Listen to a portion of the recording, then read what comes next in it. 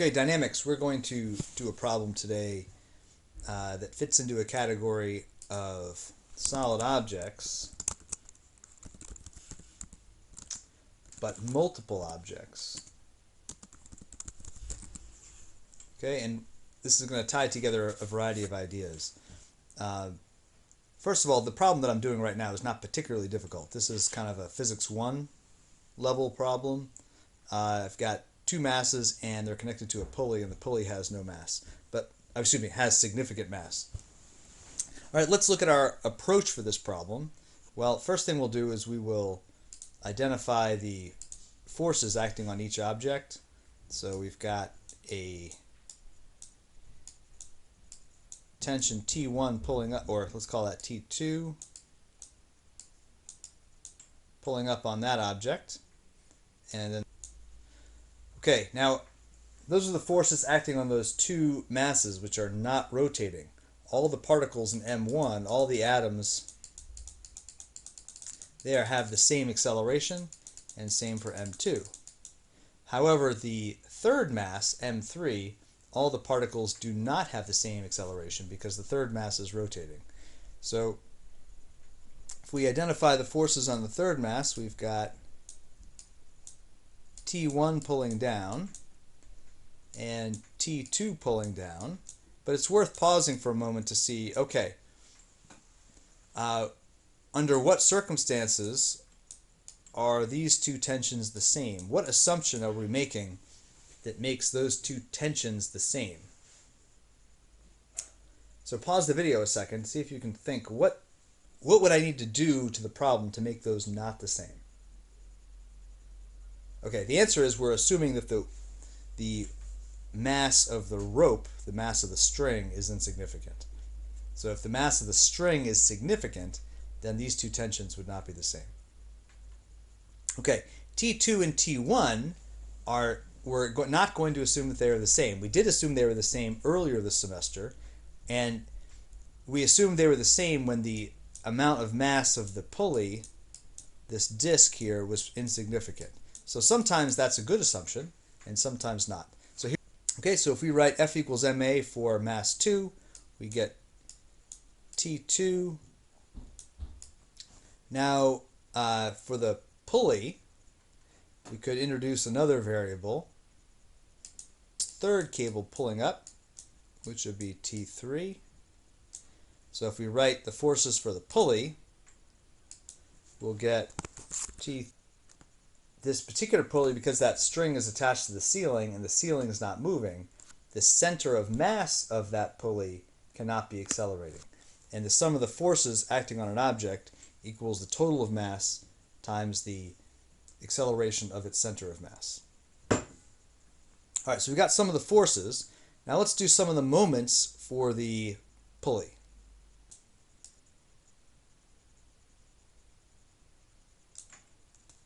Okay, and here I've used some of the moments about the center of mass, and this equals the moments due to the two cables, and here our moment of inertia we have derived earlier. Okay.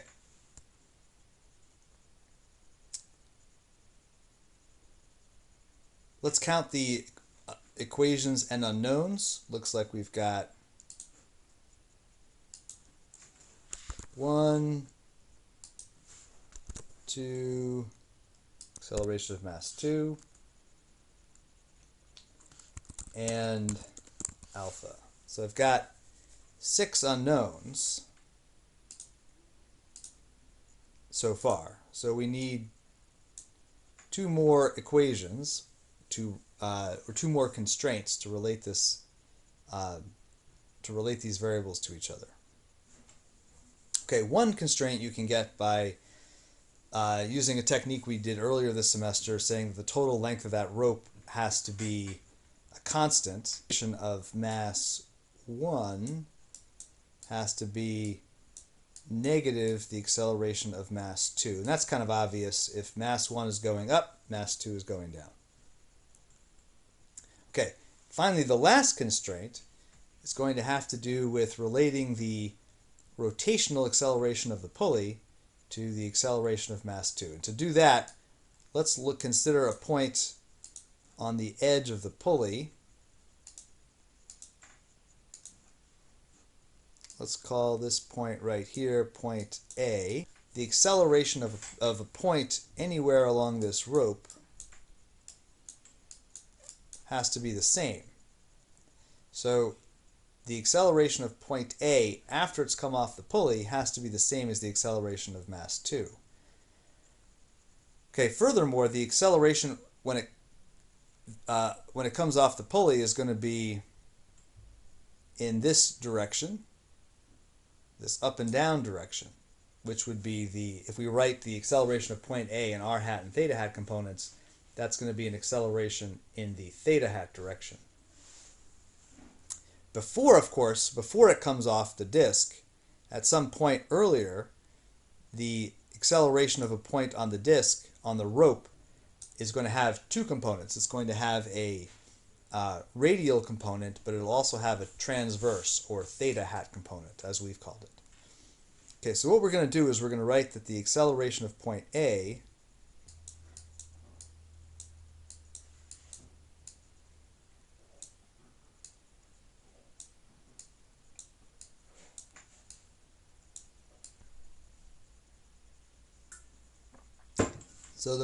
if I consider the theta hat direction, the transverse direction, r dot, of course, is 0 because the distance between point A and point C, or between the edge of the object and the center of the disk, that distance is a constant.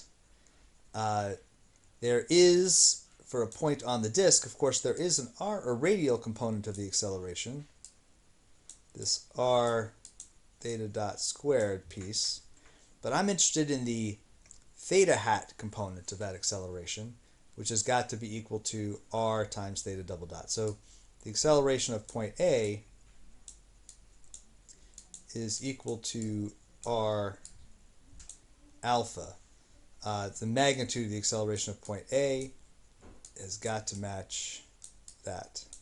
Equation number 6 looks like I've introduced another variable, but note that the acceleration of a point there has to be equal to the acceleration of mass 2. All right, now let's just do a check here on our sign. If alpha is positive, so if that would mean the disk would be rotating in the, or beginning to rotate in the counterclockwise direction, does that correspond to A2 being positive? So does this disk rotating in the positive k hat direction correspond to mass 2 accelerating upwards? The answer there is no. So it means we have a sign that's backwards. So where did we go wrong? Well, this is the acceleration of point A, and we set the magnitude here equal to the magnitude here.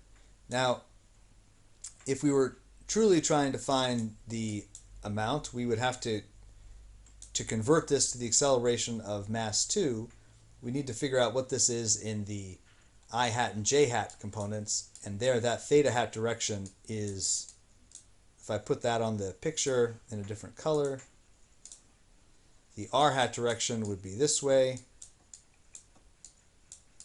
and the theta hat direction would be down. So that theta hat direction is in the negative